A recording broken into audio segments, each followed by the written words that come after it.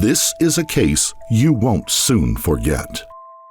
Deep in the Appalachian foothills of Pike County, Ohio, 8 members of the Rhoden family were slain, execution style, in their beds on the night of April 21st into the morning of the 22nd, 2016. 3 children, all aged 3 and under, were spared, and a tight-knit Appalachian community was left with questions of who had done such an act and why. The largest mass murder in Ohio history would also set off one of its largest criminal investigations. I just might tell you this is just the most bizarre story I've ever seen in being involved in law enforcement. Before we begin, we would like to send our sympathies to the loved ones who fell victim to these abominable acts on this dark night.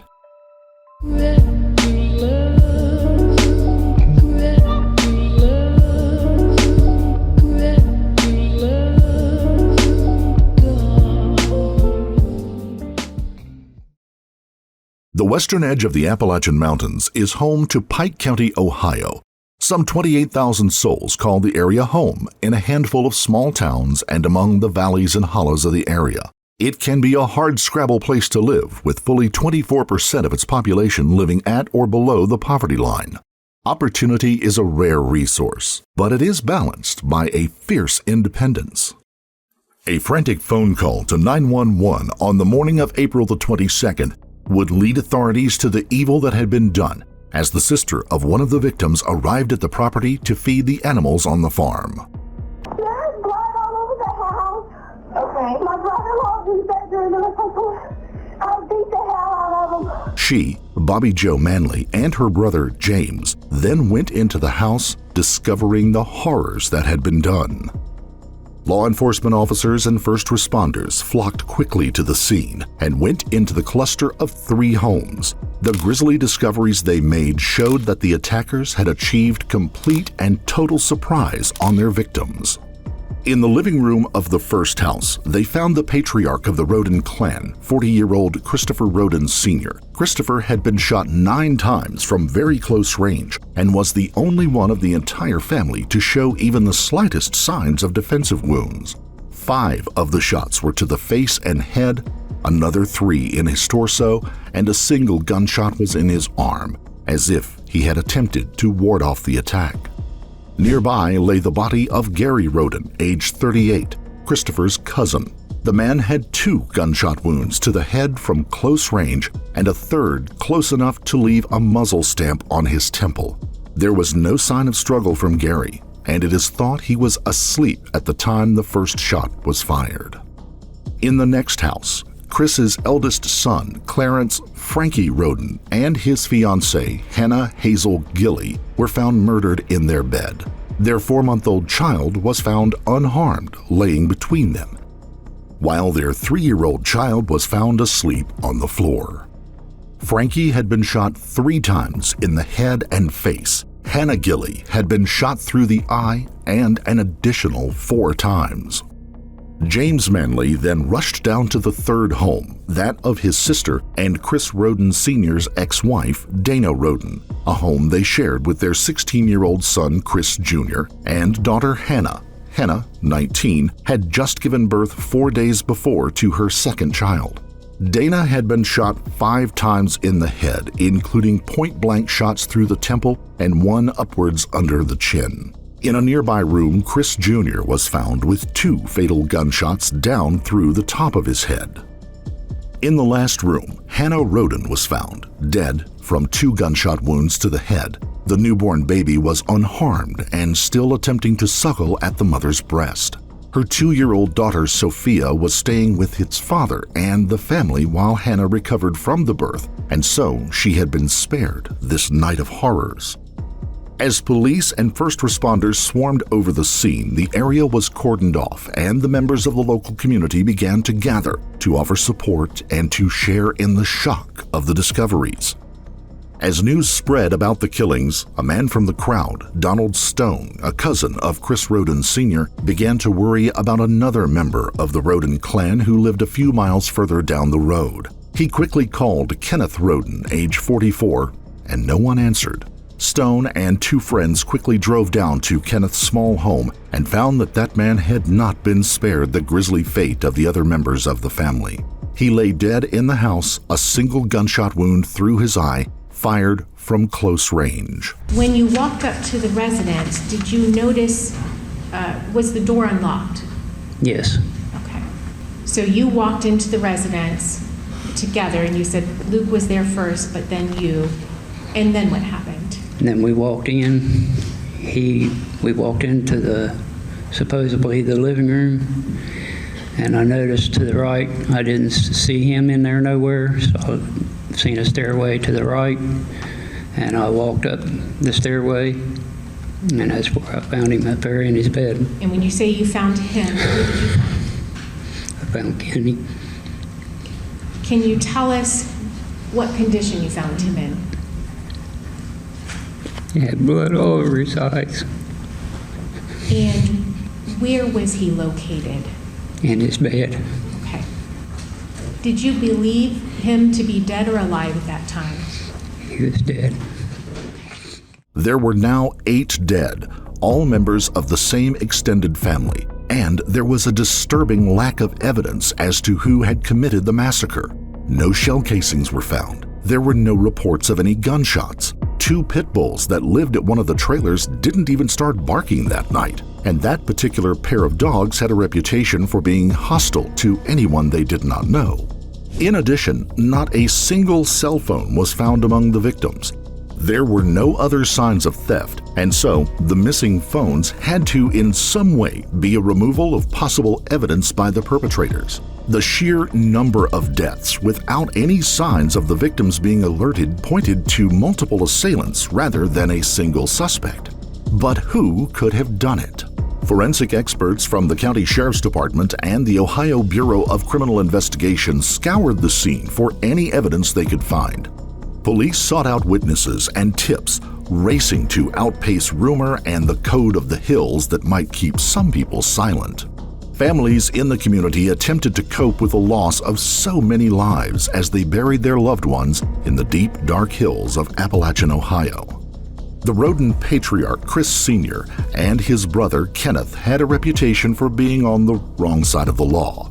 A discovery of a pot-growing operation in the barn next to Kenneth's house and the discovery of what could have been a cockfighting ring set up at the family complex only strengthened the suspicions that those endeavors had brought an end to those men.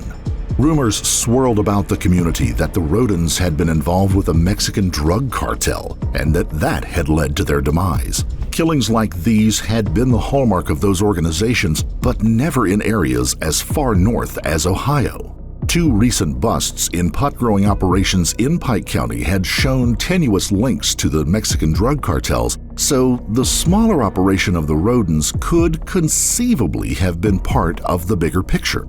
Others said that the Rhodens had been part of the Cornbread Mafia, a large-scale drug operation that worked throughout the 5-state area of the central Appalachian Mountains. That organization runs pill mills and meth labs, making use of communities back in those hidden hollers of the region, as well as short travel distances across state lines to facilitate the gathering of the necessary manufacturing materials. More of a loose confederation than a true cartel, the Cornbread Mafia, as it was known, had some history of violence, but nothing like the concerted mass killings seen here. Still, law enforcement could not rule out that organization had moved into a new phase of violence. Hundreds of tips poured into law enforcement and rewards were posted looking for evidence in the slayings. State and local investigators poured through the tips and tracked down potential connections, all to no avail. Enticing leads ended up going nowhere. The vehicles, mobile homes, and other evidence was removed from the Rhodens' property and put into storage to preserve it as their work continued. Custody of the 3 children left alive at the scene and 2-year-old Sophia was brought to the courts to decide. Little Sophia, safely at the home of her father and another set of grandparents on the night of the murders, it turns out, would be the linchpin for the entire investigation and the centerpiece for the entire massacre.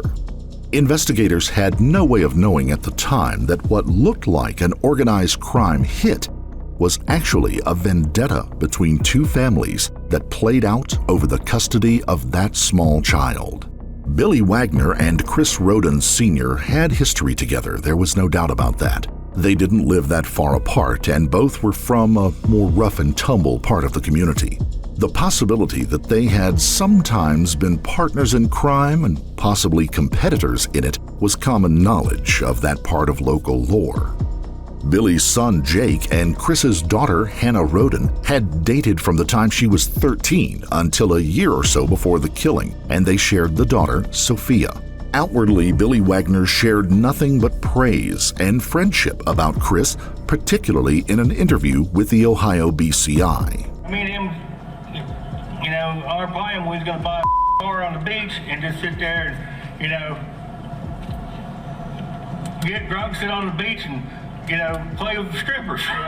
Once again, outwardly, the entire Wagner family seemed to be very concerned with Sophia's well-being. They filed for custody of the child shortly after the murders, producing documents allegedly signed by Hannah Rhoden stating that the father would have sole custody of the child should anything happen to her. And as the community settled back into normal life over the next few months, the Wagners, as a group, pulled up stakes and left the community. They headed to Alaska, about as far away as you could get from the violence that had occurred in Ohio. They would return as a group, along with a new wife for Jake, about a year later. Things had cooled down in Pike County, and while the investigation wore on, life there had returned to normal for the regular population. The Wagners reintegrated into the community, and all the men got jobs at a local trucking company, where they were, for all intents and purposes, model employees. And that, on retrospect, was a little outside of their normal pattern. The Wagners had never been known as what one would call a model family, or even a normal one. In a region where families are close-knit and clannish by nature, the Wagners stood out. Growing up, the two sons, George and Jake, were homeschooled and kept close to the house. The tight family structure even held up after the parents, Billy and Angela Wagner, divorced, with Angela moving into a small home just down the road. While they kept to themselves and voted together on every family decision, it created a strong and indelible bond between them. When George married, his wife was also brought into the fold and kept under very controlling influences of the main four. When Jake married a woman while the family was in Alaska, she too would find herself under the crushing, controlling nature of the family. Not long after the family returned to Pike County from their stay in Alaska, something happened, and the two women bolted. What they told police and family members is not public knowledge, but perhaps coincidentally, the investigation into the Rhoden family massacre turned towards the Wagners. The facade of friendship and custodial care fell apart quickly, and a sinister story began to unfold, one of an illicit underage love affair, jealousy, and conspiracy. A story that would lead to cold-blooded, calculated murders, all to obtain permanent custody of the young Sophia. Assistant Attorney General Angela Canepa, leading the prosecution in the case, laid out the beginnings of the love affair to the court, setting the stage for what was to come. It kind of starts with a love story, if you want to call that. A very young teenage girl, Hannah Mae Rhoden, age 13 at the time, was at the Pike County Fairgrounds. She participated in 4-H, and she had bunnies, and somebody introduced her to Jacob, who was almost 18 at that time, and she kept asking him to look at her bunnies or pet her bunnies. Jake will tell you that he was annoyed initially, but then on a second chance meeting, they started dating, if you can date at age 13. That was in August of 2010. Reportedly, Jake gets permission from Chris Rhoden Sr. to date his daughter, his very young daughter. Chris Rhoden agrees, but he always sends along a chaperone, either Frankie or little Chris, go with Hannah Mae whenever she's hanging out with Jake Rhoden. And you will learn as well that Chris Rhoden Sr. also knew Billy Wagner. They were in fact friends. And so because of that, he gave his permission for her to be dating Jake. Assistant Attorney General Angela Canepa, leading the prosecution in the case, laid out the beginnings of the love affair to the court, setting the stage for what was to come. The two broke up after jealousy and anger took a turn for the worse within Jake. She called her father to come and get her after Jake allegedly choked her. She said that she couldn't take not just Jake, but how the whole family attempted to control her life. From there, the battle began over who should have full-time custody over the child. Hannah proclaimed on social media to her friends that she would never give the baby up to Jake and she'd rather die than give a child up to him and his family.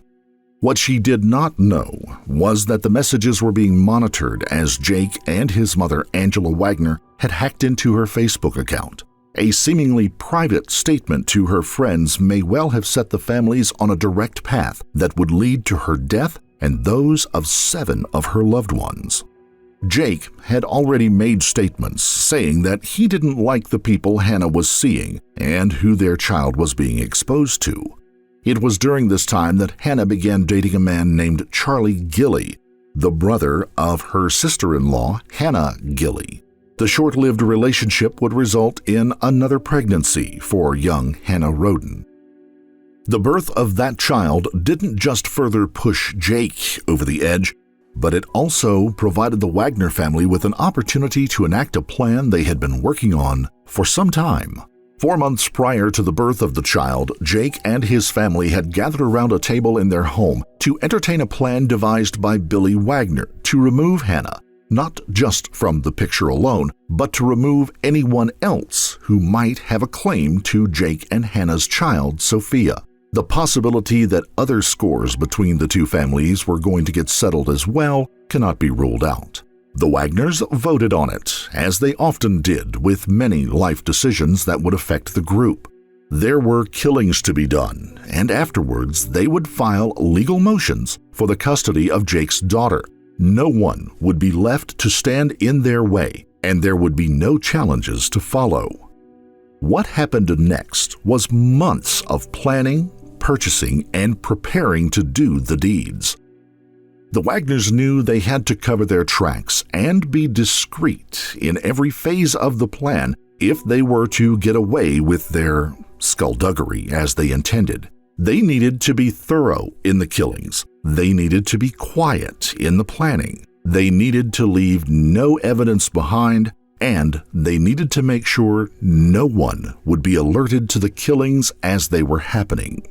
Investigators also found receipts and video evidence of the Wagners making purchases of shoes during the same month of the homicides that matched identically the shoe tread marks left in blood at one of the scenes. The family began by purchasing 2 pairs of athletic shoes from a nearby Walmart, one for each of the sons.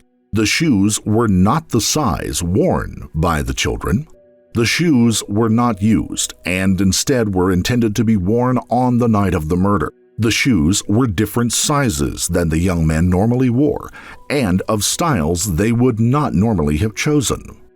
Handguns were obtained for each of the 2 sons. The firearms chosen were .22 caliber long rifle semi-automatic pistols, quieter and with less recoil than a larger caliber pistol, but still very deadly, particularly at the short ranges used in the murders. The men also purchased a manufactured suppressor for one and parts for making a second for the other gun. While not completely silencing the gunfire, these would limit the sound to just coughs that wouldn't carry well outside of the trailers the Rhoden family lived in.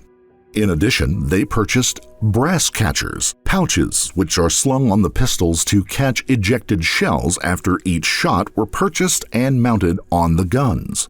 The 2 sons practiced with those weapons and others extensively over the intervening months in a wooded area behind the Wagner family property, as shown by later investigations where bullets were recovered from standing trees. In addition, the remnants of a burned-out homemade suppressor were found in the area after Jake told them where to look. The family also purchased a cell phone jamming device to be used during the slayings, and both young men dyed their hair to further change their appearances. While this was going on, according to Angela Wagner's testimony and plea deal, documents were forged showing that Hannah had signed a statement saying that if she were to die or to become unable to care for the child, custody of Sophia would revert to Jake Wagner and his family. Those documents would be held until a few days after the killings in hopes that they would receive the child in a way that would make them look caring and concerned and wanting to participate in the child's life, but not in the mother's death. The Wagner's son also began to stake out the Rhoden family homes. They were both familiar with the property and the people who lived there and how they came and went. What they learned now was the activity patterns of the family. When did they come home? How late did they stay up? Were there visitors after dark? And when the family slept? The information would serve them well in the terrible task they were undertaking. The fateful evening came right after Hannah Rhoden had given birth to her second child. Sophia had been sent to the Wagners for a couple of nights while Hannah, at her own home, recovered from the birth of the new child. As the Wagner plan sprang into action, Hannah went to bed with her newborn and went to sleep. The Wagners drove up to the Rhoden family property that included 3 trailers and homes along with a number of outbuildings and other farm features. The father, Billy Wagner, went into the house of Chris Rhoden Sr., ostensibly to recruit him for a lucrative drug deal. George and Jake hid in the pickup truck as their father gained entrance to the home. With murderous efficiency, they moved from home to home, killing adults and youths, but leaving the infants and toddlers untouched, just as they had planned. And then they disappeared into the night and began their plans to dispose of any evidence and assume their roles of shocked, surprised, and concerned members of the community, ones who shared a bond of friendship and near family with the murdered Rhodens. The truck was ditched outside of the area. Their clothes and shoes were disposed of. The weapons, which could certainly incriminate them if ever found, were made to disappear in an ingenious manner. A cousin of the Wagners was having a birthday in the very near future. The man was a fisherman and often took his boat out on nearby lakes and waterways to enjoy his activity.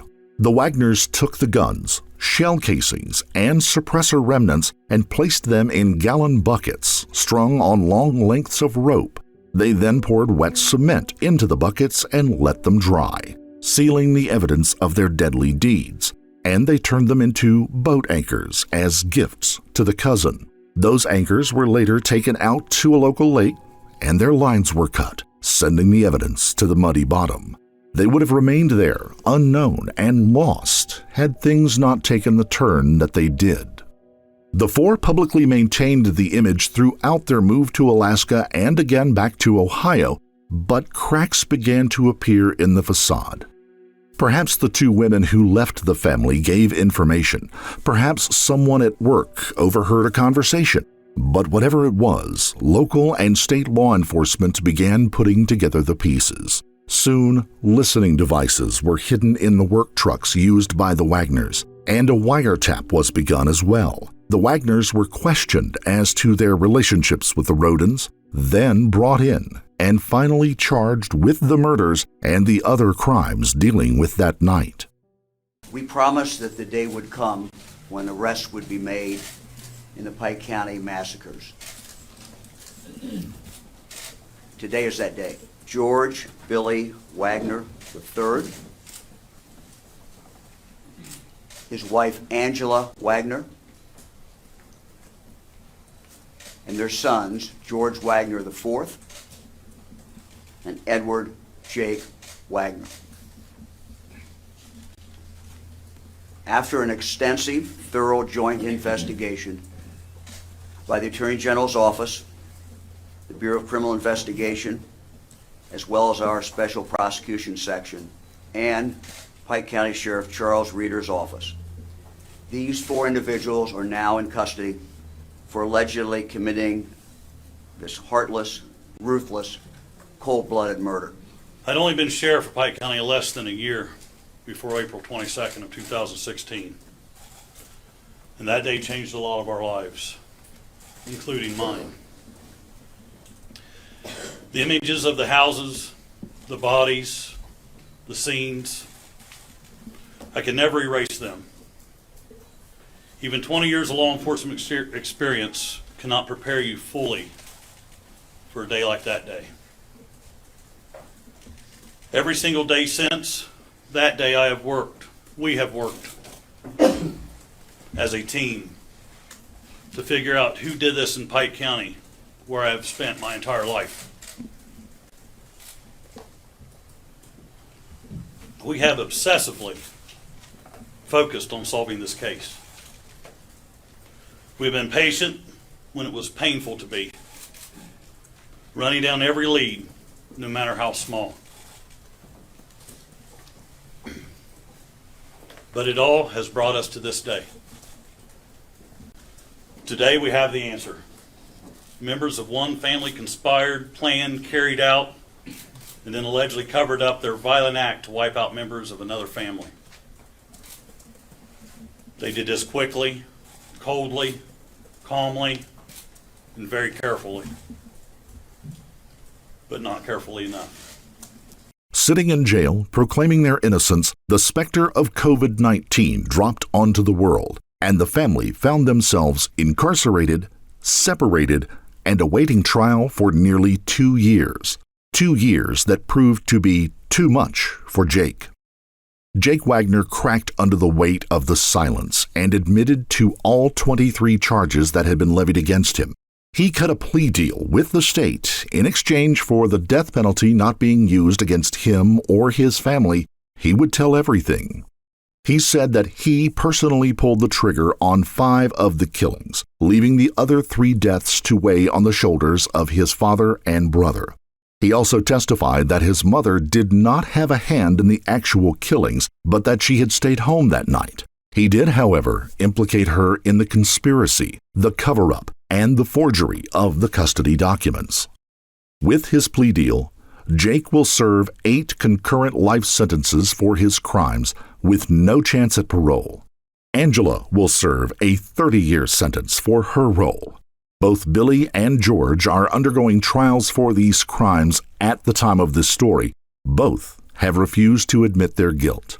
Text messages obtained from the night of the killings corroborated, in part, his story of the pretext for the meeting of Billy Wagner and Chris Rhoden Sr.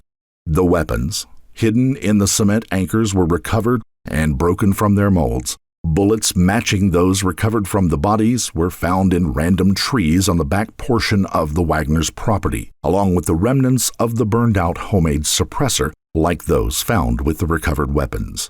It was a long, slow grind, but the wheels of law, if not justice, seemed to have finally caught up with those who murdered the members of the Rhoden family 6 years ago. Jealousy and rage, conspiracy and lies, all have now given way to the survivors, who must carry on however they can. Our thoughts and hopes go with them.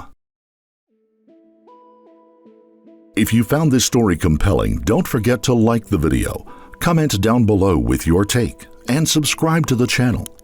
Also, don't forget to hit the notification bell to stay up to date each time we reveal a new shocking case. Until next time, stay safe and keep your eyes peeled. You never know what's lurking in the shadows.